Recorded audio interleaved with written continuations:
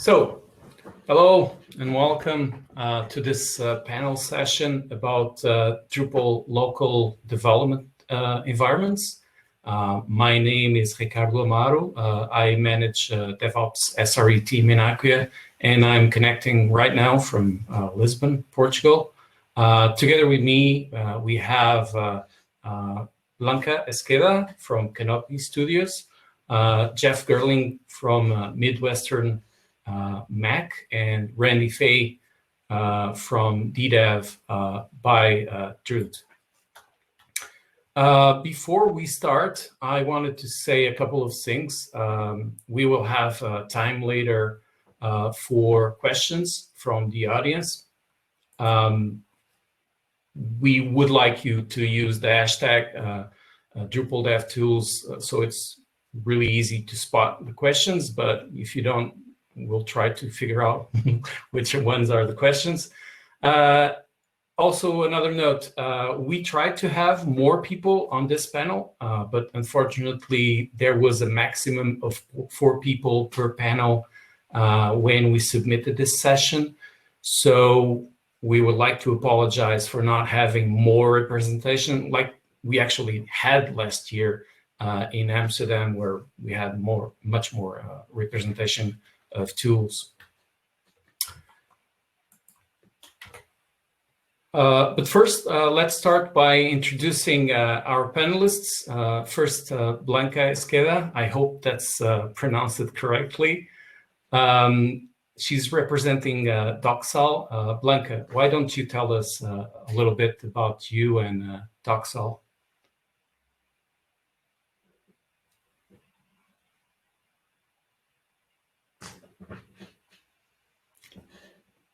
I think you're muted, Blanca. I think you're muted, yeah.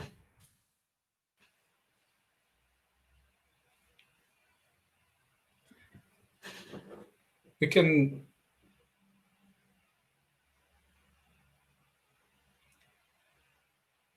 Still muted. Still muted. We'll go and come back, I guess. Yep, okay.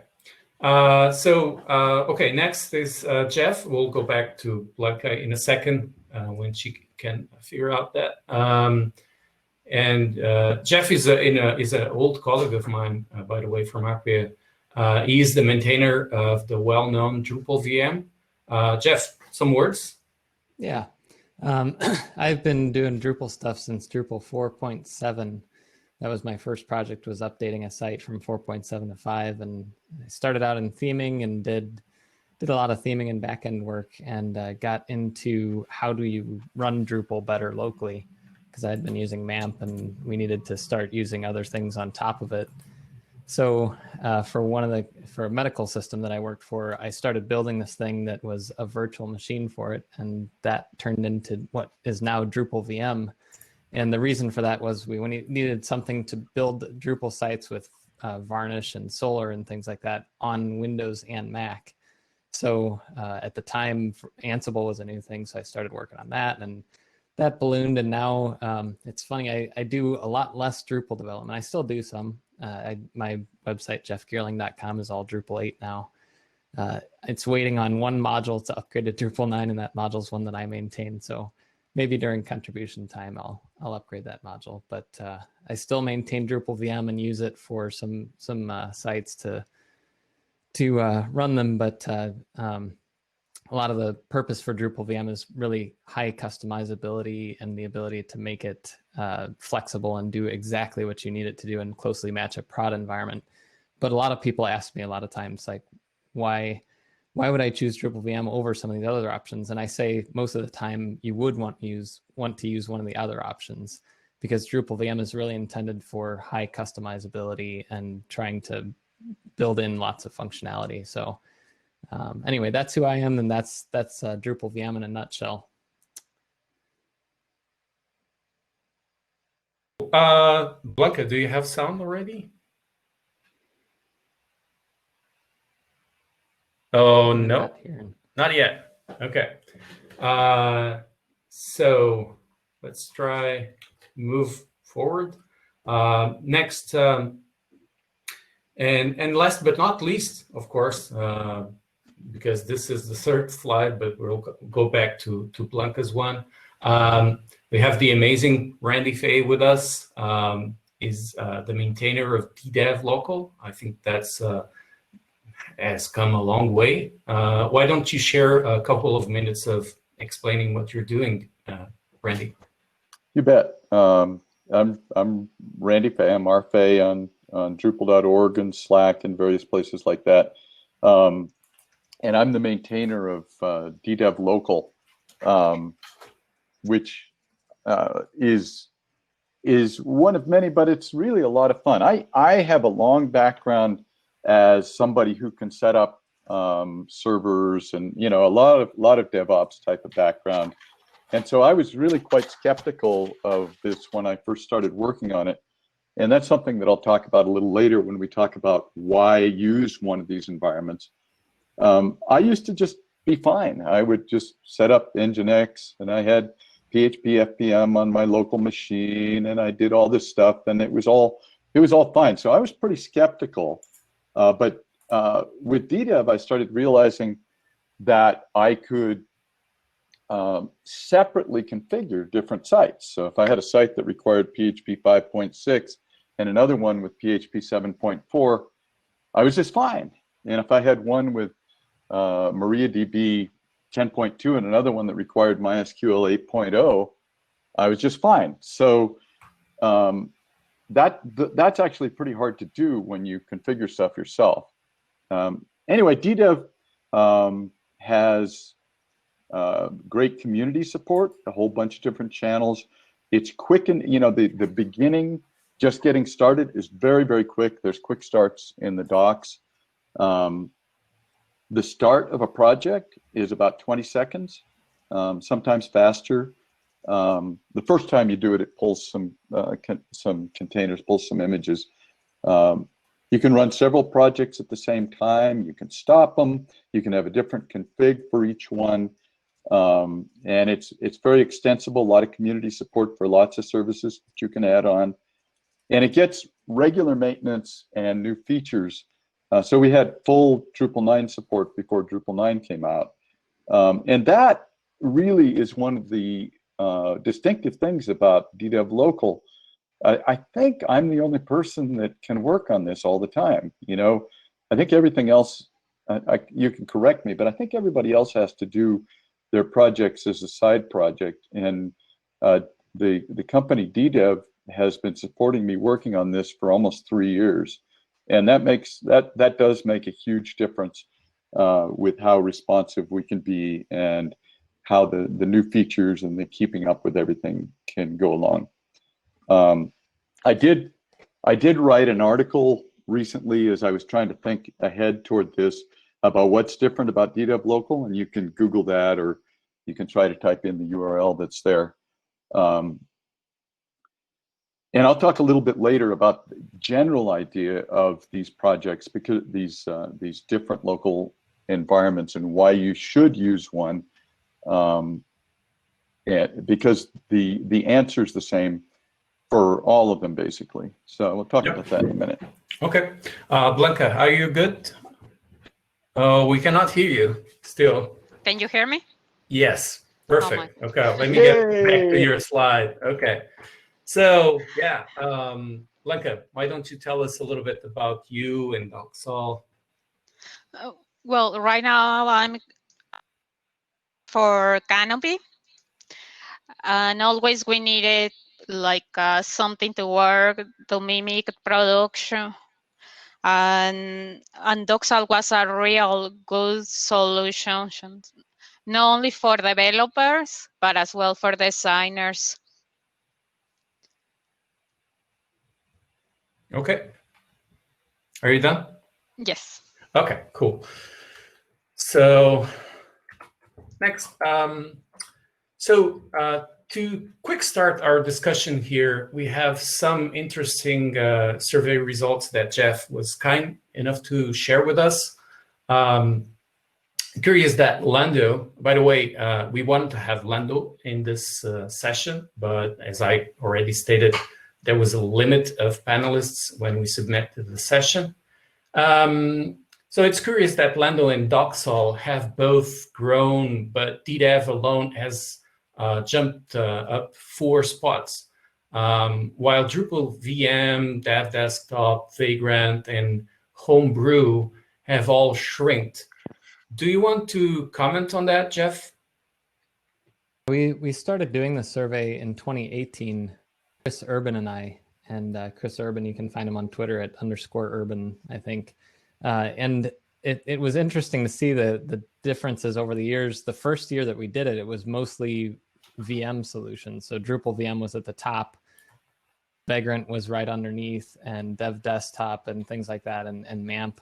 And as the years have gone on, solutions, so just using Docker itself, using Lando and Doxal, and then DDEV. DDEV was a lot lower last year because it was a lot newer, but this year it jumped quite a bit. And so now the top 4 solutions are all Docker-based. And I think that just shows a big trend is that Docker, as it's gotten a lot more mature and a lot more teams have started using it, it's just kind of taken over the space. And there's still a good number of people that use other solutions, installing their own VMs and things like that, or even people using MAMP and WAMP and XAMPP and things like that.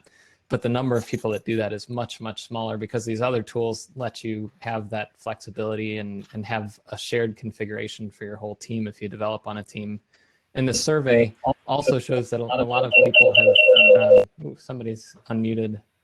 The survey also shows that the teams, as you have a larger team, it is even more apparent that you're using one of these tools and not something that's a little more custom because the team is sharing that configuration. The other thing is that graph on the right shows the code development tools. It was also interesting to see that over the past 3 years, IDEs like PHP Storm and Visual Studio Code, VS Code, they have really surged in popularity. And now, you know, basically you either do that or you might use like Sublime or Vim or some other text editor. But those have gotten a lot more popular because Drupal 8 and Drupal 9 and in future Drupal 10 are a lot more structured and object oriented. And so the code structure kind of makes it easier if you work with one of these more integrated solutions that has integrations with all these other tools like Lando and DDEV and Doxal and all that. Awesome. So Randy Fay, why use one of these local dev environments? You want to talk a little bit about that? You bet. I have lots of opinions, and yeah, since we're mostly talking about Docker, the answers are really the same for Lando and Doxal and Drupal VM and DDEV. One thing I just wanted to mention, though, is that I did a recent survey of trying out each of these. I spent some time with all of the major ones. And of course, I went back to MAMP, which I hadn't fiddled with in years and years. And it was slower than any Docker-based solution. And I couldn't believe it. So I know that people complain about MAMP a lot, and whatever MAMP's problems are, maybe drive them toward DDEV and Lando and Doxal and Drupal VM. But I was quite shocked because it should be it doesn't have any of the issues that the Docker-based solutions have, so it should be faster. And so MAMP seems to be fading. It was the easiest way to get anybody started for a really long time, and it has some nice features still, but it seems, I don't know, maybe it's just not maintained very well. Anyway, so the big reason is consistency in general. So DDEV, for example, works exactly the same on Mac OS, Linux, or Windows. And that's essentially true of all the others. You just have to get Docker installed, and you're going to be able to use it the same in each place. A couple of the solutions are not as comfortable with Windows because a lot of things don't get maintained the same way on Windows. DDEV has first-class support on Windows. It has automated testing on Windows, and so it always gets attention there. And we actually have a very large typo 3 community where people have been moving to Windows quite a lot from Mac OS. So we get, we get a lot there. One of the things that senior devs find with local development environments is that because they understand Nginx and Apache and PHP FPM and MySQL, they end up spending their entire life fixing other people's environments.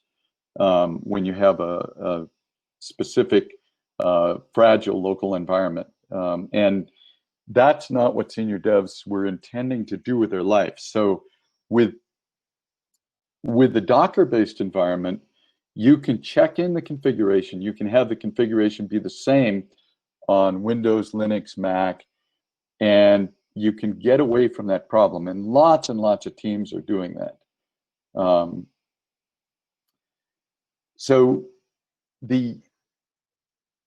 almost all websites are actually deployed on Linux. And so you really want to be working with them in a Linux environment. So all of these Docker-based environments have a server running in a container that is Linux-based. So you're much closer just at the very beginning than you would be if you were running Apache on Windows or Mac and then deploying to a Linux-based server environment. Might not be perfect, but it's a great start. And then the fourth bullet point that we have here is that you can check in the project settings and make that part of your project, and that allows not just the second bullet point was that everybody's running the same local dev environment, but the fourth one is in the project, check in the same settings so that you don't have to go back and fiddle around with things all the time. So that's it. If you have questions on those, we'll have a good question and answer time. Happy to go into that more. So just summarizing, you're saying that all of the tools we saw in the previous graph, the ones that we say we should use as a local development environment, they all go across these 4 points. Yeah, they're not all quite as strong on Windows, but I'm pretty sure that all these 4 points are great for all of the Docker-based development environments. Okay, cool. So Blanca, would you like to briefly go over some advantage and disadvantage of these tools? Yeah. Wait. No, fine.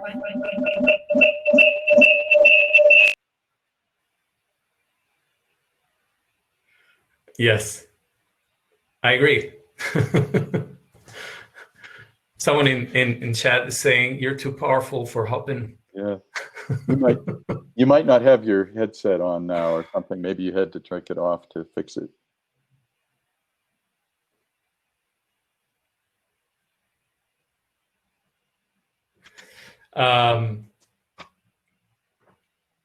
Maybe Randy would like to talk a little bit about this advantage and disadvantages. Yeah, unfortunately, there's a lot of crossover between this and the previous slide, isn't there? And that's probably my fault. Okay. The Docker, the basic idea, and a lot of people don't know Docker is just a word, but with Docker, what's going on is you're actually running another little computer inside yours, and it's completely separated from your main computer. And so the result is that it's consistent even in different OSs, and you've got a much better situation there. All of these do the Apache and Nginx configuration for you, so you don't have all the fiddling, and you don't have to configure PHP FPM. The biggest disadvantage of and there's a lot of work going on this, but on Mac OS and Windows, the web server performance has not been what we would like it to be. And there's all kinds of workarounds for it, including NFS. And Docker is working on some new caching approaches on Mac OS. On Windows, though, for those of you who have updated to the spring 2020, the WSL2 feature makes Windows as fast as Linux. It makes it native fast. It is amazingly good. So the that's the biggest thing. There's lots of workarounds. Happy to talk with you about those workarounds. But again, Linux and WSL2 on Windows get you the very, very fastest. And there's a number of good workarounds for moderate speed using NFS, I think on all the platforms. So.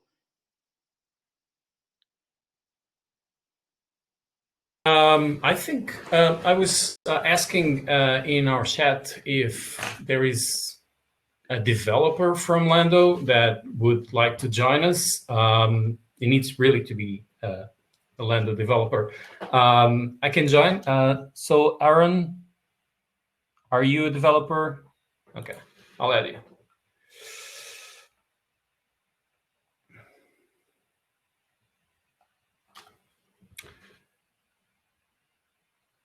Can you hear me fine now?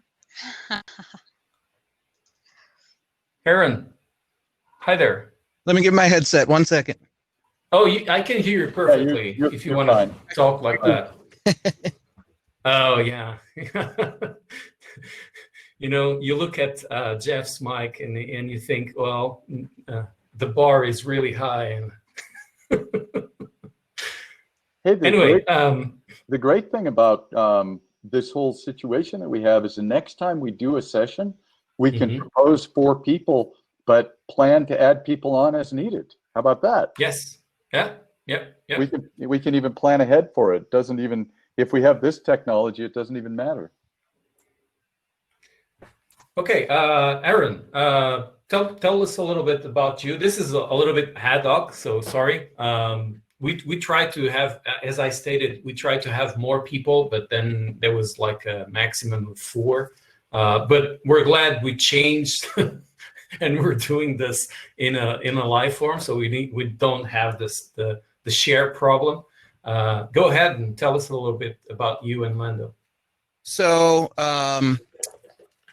I am not necessarily a core developer of Lando, though I have contributed some. But I do like to go around talking about Lando at the various events. So I'd like to think I'm knowledgeable enough to be here right now.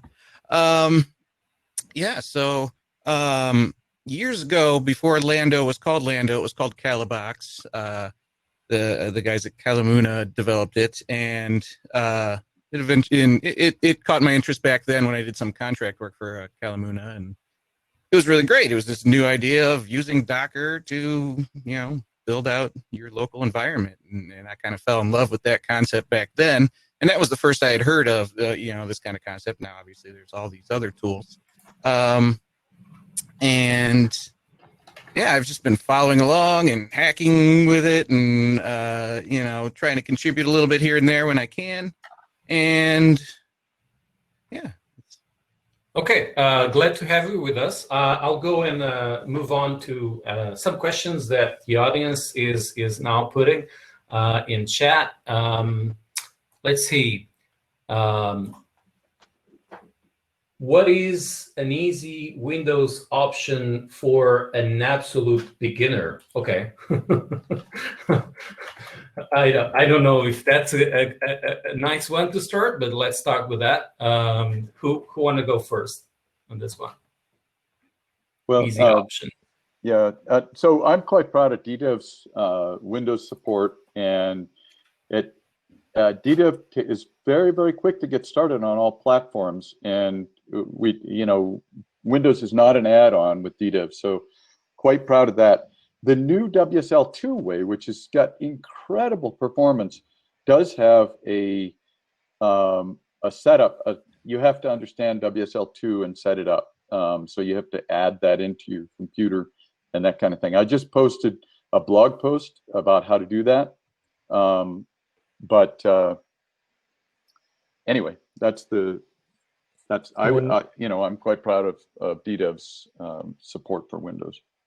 And I wanted to give a little more of I guess, I work on a ton of different projects and a lot of not Drupal too. And it's just interesting, like on Windows, there's about 300 different ways to do a thing like run a PHP application on Windows. And I've done everything from run it on Windows native in PHP to running it in WSL1, WSL2, in Docker and Vagrant. And I know for Drupal VM, it works. It's not the best experience in the world to use Drupal VM on Windows. And I'd probably recommend one of the other tools if you're getting started out and didn't have any background in any kind of Linux administration at all. But one caveat is that for some things that you might want to do, there are some things about WSL2, and that's Windows subsystem for Linux. We might have lost some people saying WSL. It's a way to run Linux in Windows, basically, in a very native kind of way. But there are some things that happen depending on where you put your files for your Drupal site. So you have to be careful with that. And different tools handle that differently too. DDEV does it one way. Drupal VM might recommend something else. And depending on where you put your files, like if you put them on your Windows file system or in the Linux file system, that kind of thing can have a big impact on how the performance is going to be. On Windows, I've used Creative Desktop, and it works. As well, Doxal, but it needed more configuration. Aaron, you want to talk a little bit? We can hear you. There we go.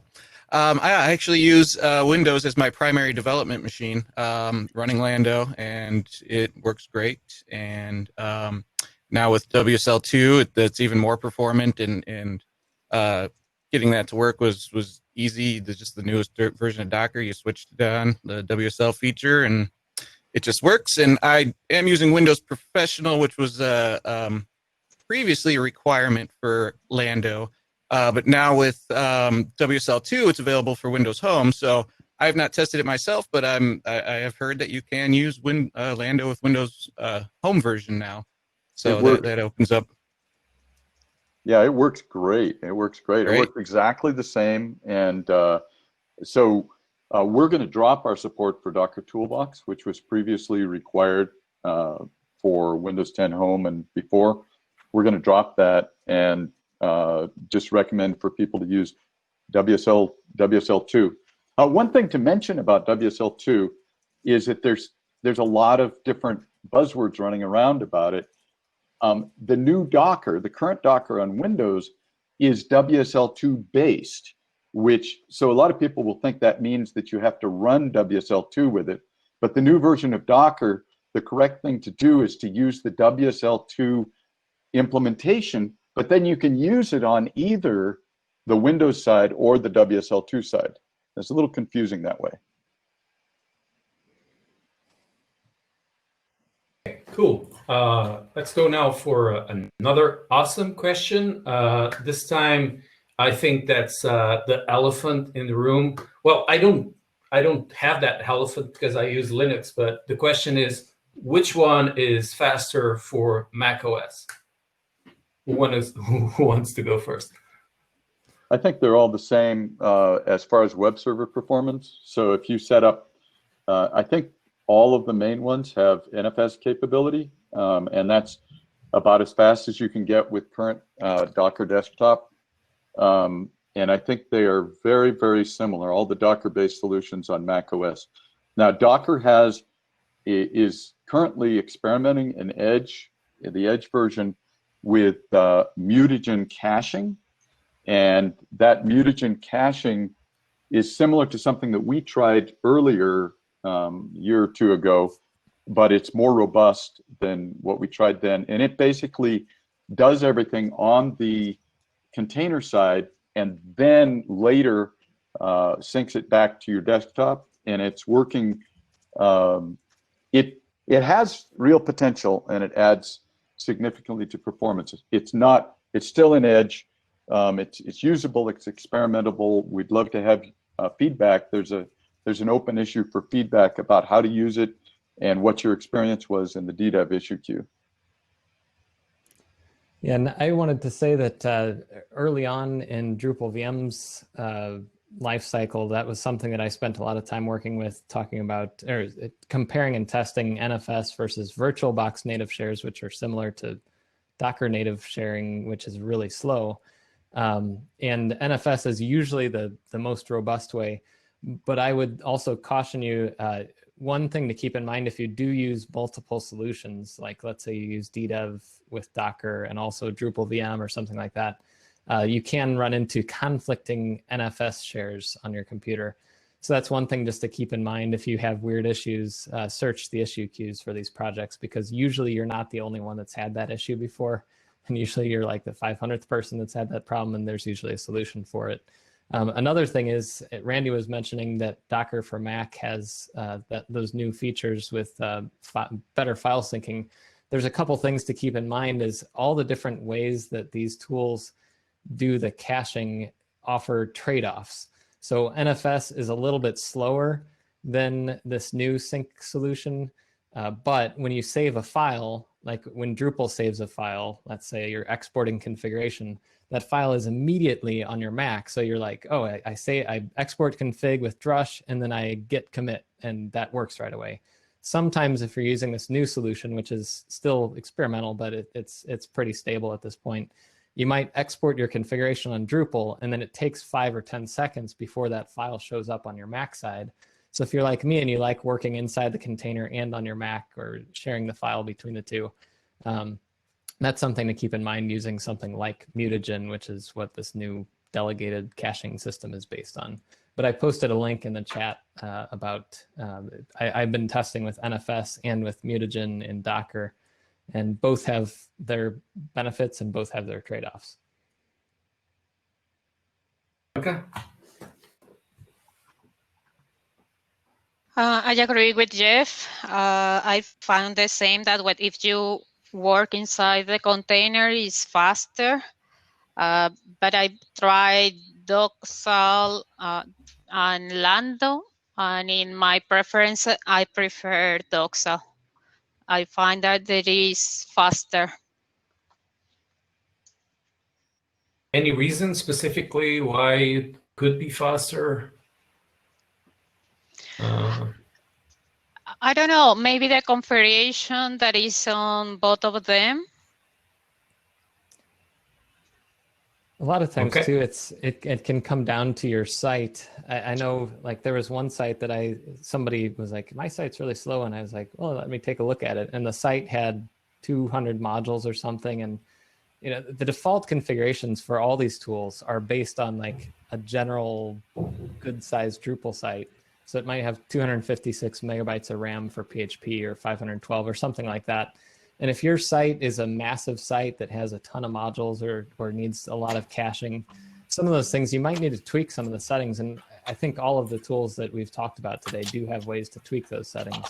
So you might need to, if your site's being really slow, there's probably a setting that can help it. Another thing that I've run into a lot, and a lot more recently with Drupal 9, is Composer a lot of times runs out of memory. So you might have to tweak some Composer settings too. And a lot of the tools use the defaults, like Composer has a default memory limit of 1.5 gigs. You might need to increase that. And also that also can have issues. Like if you're running one of these tools on Microsoft Surface that has 4 gigs of RAM, that might not be enough for some Drupal sites and some of these tools to run really well. So you might need to upgrade your workstation too if you want to run these things locally. And one of the common things that I see, one of the common things that I see is, especially with Lando, because a lot of the examples that are out there, and I think some of the documentation too for Lando, when you're setting things up, they often suggest turning Xdebug on by default. And Xdebug slows down your Drupal processing quite a bit, and that's actually a very common fix that I have for people is if they're saying that Lando is slow, I tell them make sure Xdebug is off by default, and they usually see a performance gain. But I agree that performance-wise, there's little tweaks and tooling things that you can do, but generally they're all running on, the same systems, and the speed difference isn't, it's going to be about the same. Yeah, the larger the project, the more tiny files, the worse the Docker file sharing works, and that's why Drupal 7 was fine. Drupal 6 was faster. Drupal 8 was slower because so many more files. Typo 3 is slower, so many more files. So that it's the newer projects with an enormous amount of vendor files in them and stuff that has pressured these things, and we're making good progress on performance. Docker's becoming. I have to give a little hump for Docker here. Since their big emergency last year, they have become enormously responsive to the entire community. They've started answering issues. They've started working on important things like Mac performance and WSL2 and all these things. They have made enormous strides, and it's a pleasure. You used to just think, oh, Docker, what are they doing? How do I get them to respond to anything? And now they're on it. It's great. Yeah, that's interesting. So I noticed that Jeff was touching the theme of Mutagen, and there is actually someone in the audience asking, can somebody explain what Mutagen is? I don't know who wants to pick this first, but maybe Jeff? Sure. Yeah, Mutagen. So with file synchronization, I'm more of a sysadmin type person nowadays. So I get to spend many hours of my life debugging file sync with tools like NFS and Ceph and Gluster and all these different things. And it's the problem is you want to have files in one place and the files also be in another place. And without magic, that doesn't happen. So you have to have something that synchronizes those files, and there's different ways to do it. With NFS, which is like the old traditional way to do it, it basically uses a network to say these files will be here, and it'll look like it's the same thing, but it's doing it all over a network connection, which is a little slow because there's overhead with networking. With Mutagen, what it does is it kind of replicates those files in a more intelligent way, so that the file system doesn't have to go over the network. Whenever you read a file, it doesn't have to say like, oh, go over this network and go into this other computer and find the files on it. It synchronizes those files kind of like rsync does, or rclone, or a way to copy files back and forth, but it watches those folders and makes sure they're always in sync. There's actually a little tool called Unison. I don't know if you know that one. It does exactly that. Yeah, there's so many tools for it, and they all have their trade-offs and things. And the big trade-off with all these other tools that have two copies of the files is those copies can get out of sync sometimes, especially if you dump Drupal's configuration, it writes 2,000 files or something. Sometimes one of these little things that synchronizes the files can get out of sync, or it can get a delay, and that kind of thing can happen. So, but that's what Mutagen does, is it kind of keeps those two copies of a file system in sync, whereas other tools like NFS have one copy of a file, but it lets you read it over a network. Same thing with some Drupal sites use S3 for their file system, Amazon S3, and that would allow you to read those files as if they were on your computer, but over the network on Amazon's S3 storage. Unison always had consistency problems, and I expect that Mutagen is going to have some trouble with consistency. It already does, and that's the annoying thing, is that we take for granted consistency because we've always had it in Docker and NFS. Anyway. Question, right? It would be probably would be interesting. We still have time for a couple of questions, but it would be interesting to continue this conversation after the session if maybe someone schedules above, because like I see a bunch of questions just coming in, and people wanted to chat about it. So another question I have here is also a little bit related to Apple, and it says, how are all of your development going to handle Apple's move to Apple Silicon ARM? So I wanted to say, so for Drupal VM, all the software that is set up uses Ansible to run those. And I've been running a project called the Pi Dramble. I can't hold it right now, but I have tons of these Raspberry Pis in my office, and I do tons of work with Raspberry Pi, which uses an ARM processor just like the new Macs will be using. Obviously, Apple's going to have their neural coprocessor and all this kind of stuff, but it's the platform is called ARM versus Intel x86. And so the software works on those fine. And the same thing with like DDEV and Lando and things. The Docker containers, most of them are already built in a way that would work on ARM very easily. So it's just a matter of porting things. And a lot of them already work out of the box on Raspberry Pis. And so a lot of them will work out of the box with Apple's new OS. The big question is how long will it take for Docker for Mac and for VirtualBox, all the tools that our software relies on, how long will it take those to become native applications? And once that happens, it'll all be working. I'm guessing that by the time it's not in beta, the new Macs will be able to run pretty much any of these tools. Yeah, I guess if any of you have a lot of experience with ARM processors, it would be you, Jeff. The Docker, I expect to be there right on time because they already have full support for multi-architecture Docker images. The key thing, of course, DDEV is easy to build. DDEV's written in Go, so it's easy to build it for ARM64. That's not a problem, but we have to build all of our images as multi-architecture images, which Docker is already supporting on Docker Hub. So I expect support to be just fine. We've signed up for the Apple hardware thing, so we should hopefully get one of those test machines before too long. So I expect DDEV to be fully supporting the new Apple hardware when it comes out. And somebody mentioned that the Pi is 4 gigs. There's actually just a few weeks ago, the Raspberry Pi Foundation announced the 8 gig Raspberry Pi 4. So it's, as I said, I've been doing this stuff for a long time. I have the Drupal Pi project on GitHub and the Pi Dramble cluster that's running my pidramble.com website.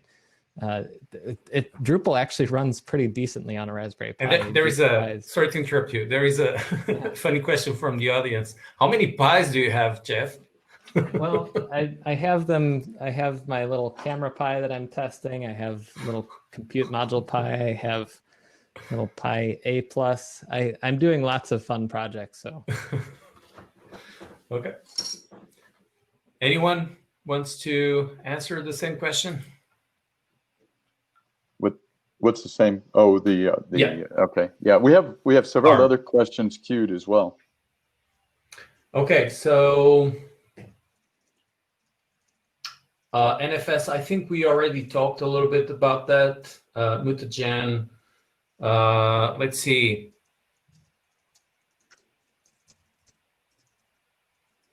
So now they're talking about Raspberry Pis. We just turned this session. There's a question about DDEV and XAMPP or other things and how to experiment. Yes. So the question is, if I want to experiment with DDEV but have XAMPP running, is there any reason they can't coexist as long as XAMPP isn't running at the same time? And the answer is they can coexist more than one way. You can certainly just stop XAMPP, that's fine, and only use them one at a time, and that works perfectly. You can also very, very easily configure DDEV to use a different port. So if you want to run them at the same time, you can do that as well. But no, that's very, very easy to do, and you'll find that in the docs, and you'll also find it if you try to start DDEV by default with XAMPP running, it will fail because it can't bind to port 80, and it will tell you the link to the docs. So that'll work. There was a question right after that. We have junior developers who don't have admin rights to Windows. is there any tool that can be set up without admin rights by not tech folks? I can't speak for the other tools, but I think it's probably true of all of them. It might not be true, but the only thing is getting Docker installed and sharing, and on older versions of Docker, sharing the C drive. So you can have the admin install Docker, but DDEV, for example, doesn't require admin rights to run. You just have to get Docker installed and configured. All right, I think we're at time. I wanted to thank everyone for being here, especially our panelists and Aaron for for getting in at last time. If you guys want to schedule a BOF, that's fine. I'll try to be there also. I think Randy was on his way to do that. If you do that, then Randy, just share it with the audience. And any last words from anyone here? If you have any questions from this or anywhere else, I'm always in the DDEV channel and Drupal Slack, and I'd be happy to give you do a Zoom and personal share or show you whatever you need to see. If you have any questions, happy to answer there. I obviously know more about DDEV than the others, but there are very similar issues. So DDEV channel in Slack if you have any follow-up that you'd like to have.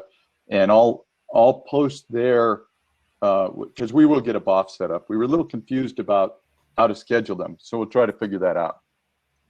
And I also wanted to mention that there is a Docker channel on the Drupal Slack that has a lot of good discussion. If you ever have problems with file sync or Docker for Mac or anything like that, there's a lot of good discussion there. I know I've seen a lot of the people in chat here are some of the people who are active in that channel on Slack. So definitely check that out if you're interested. Blanca, Aaron, any last words? Just thanks for letting me jump in and talk a little bit about Lando. Okay, cool. Same. Thank you so much. And anything will be. Yeah. By the way, I submitted a session for Barcelona. If that happens, we'll probably have more people in the panel like we have in Amsterdam. And if not, we'll see us there. Bye, everyone.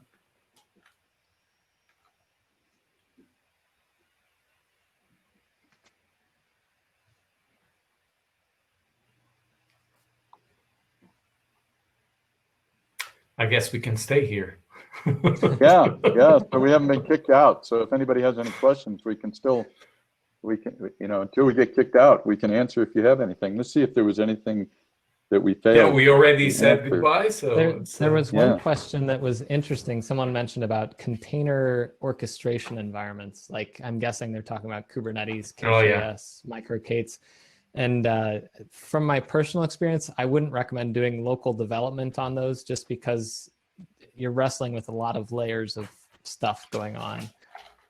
The tools that use Docker, it's a lot simpler. So if you're thinking about like, oh, I could use Kubernetes to do my local development work, I would not even think about that. I know Kubernetes pretty well, and I would not inflict that upon myself. Yeah, it's kind of a hammer, to hit something really small, because Kubernetes can give you a lot of headache if it's not properly configured from the start, and with all the routing problems you can have along the way. Just setting up microservices for development might not be the ideal solution. That's my take. But you never know. But people can do that. I see that Kerry Gordon and Anthony Fuentes lined up to talk. Could you just maybe ask your questions, or? Yeah, I can invite them here, actually. Yeah, okay. You're on, Kerry. Yeah, I just want to thank all of you. I mean, I've tried pretty much all of these environments, and what I found, as I mentioned in chat, is that everyone is just so generous with their time and their the work they put into helping people get these things up and running. It's been a really nice ride. That's all I have to say. Okay. I have found the same thing when I was doing my explorations.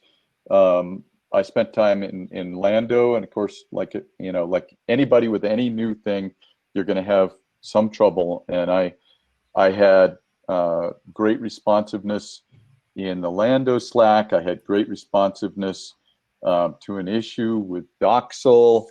I had great response from Chaff and Drupal VM.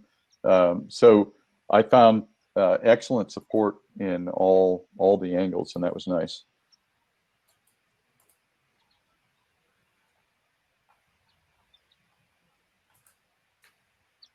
Anyone wants to jump in while we are not being thrown out? There is one more. Yeah, there we go. This is looking fun. You're on, Shalane. Is that how you say it? Shalane? Hi guys, I'm one of the developer advocates for Doxel. Just excited that all of these even exist. It's made my development life so much better, especially because we're often testing, peer review testing other features that other developers are working on. And the solution that we had before, you'd have a branch that would have your stuff that you're working on, and maybe you haven't exported that configuration yet for it, and you don't want to pull somebody else's stuff and mess up your live database. And I just clone it to a whole new project, start it up. Here we go. I can test their stuff, get it going, and it's fabulous. Fabulous way to work, because then you're not interfering with your own work to test somebody else's.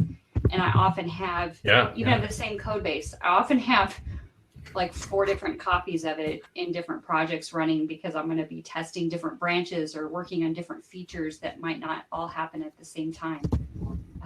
And could not do that without a Docker-based solution. Somebody asked in Slack about DDEV, whether you can have multiple projects running at the same time. Yes, you can have as many as your Docker memory will handle at the same time.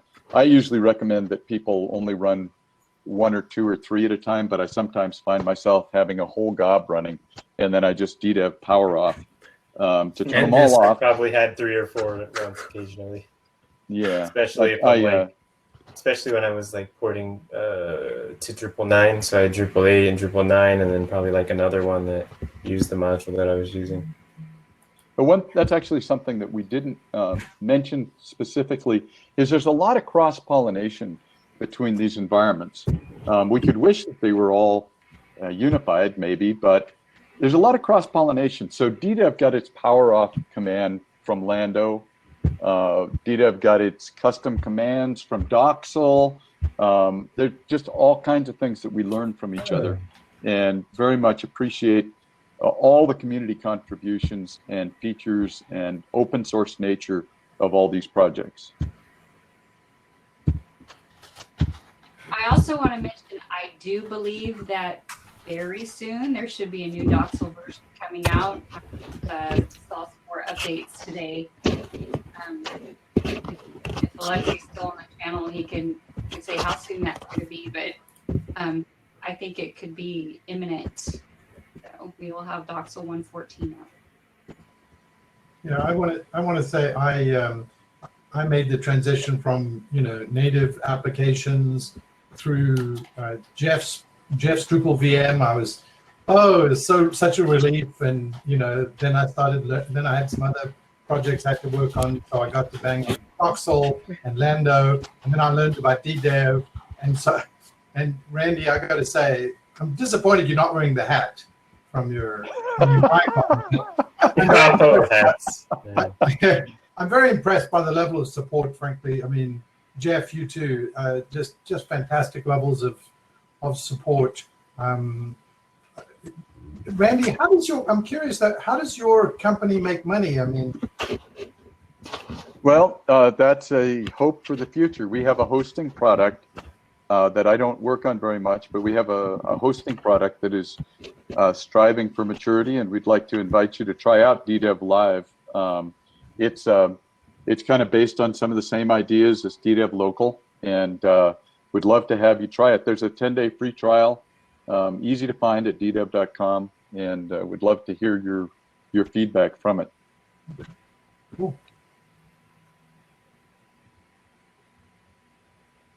But it is quite astonishing that the company could have invested already like 3 years of supporting me to work on this, Yeah. which doesn't make any money at all. It's amazing. We have an it's a interesting beautiful question thing. from the audience. I think it relates to all of the Dockers, not only DDEV. So the question is from Jessica: if you are running multiple sites on DDEV, or it could be other local environments, are in Docker based, are the database in separate containers? Who wants Yes. to get that? Yes. So the answer with DDEV is no. Different sites, different containers. Yes. Yes. Every site is a different set of containers. I was like, what? Every site is a different set of containers. I thought you were, so DDEV doesn't put the database in the container, and I don't think any of the other ones do either. They're actually in Docker volumes in DDEV, which means that they're non-volatile. You can shut everything down and your database will still be waiting for you. And that wasn't always true of Docker-based solutions. Yeah. A lot of times they would be baked into the container, and if the container got destroyed, your database was destroyed with it. And so I jumped to the wrong thing. So anyway, yes, every project, and I think every one of these has a different database container.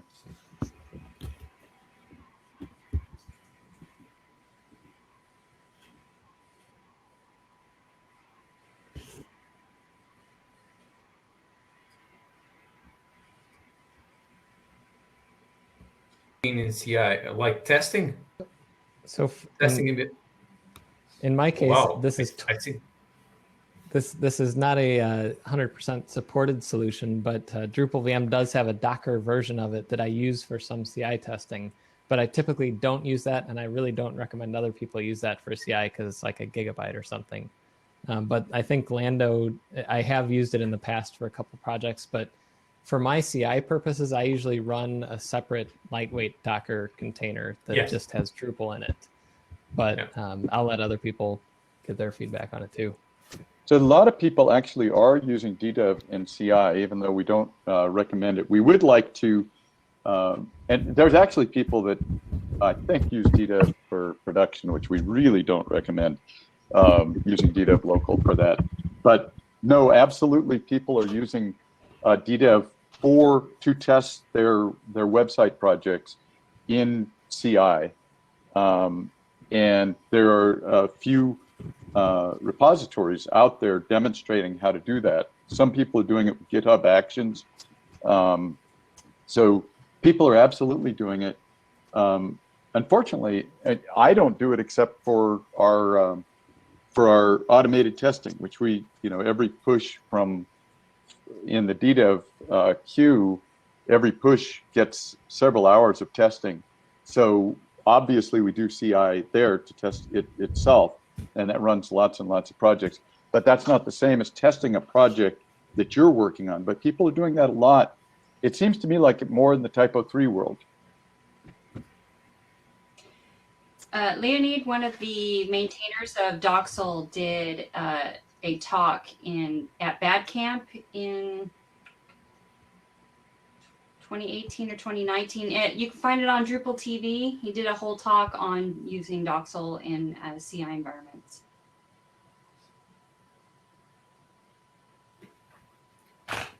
Okay, folks, I think Dree's Q&A is starting. I guess everybody wants to wrap up and go to that, or maybe not, but we need to probably wrap up this and figure out continuous feedback on this, maybe a BOF or something like that. Okay. Cool. Thanks. Sounds Bye good. from New Zealand. Thanks for all your help. Bye.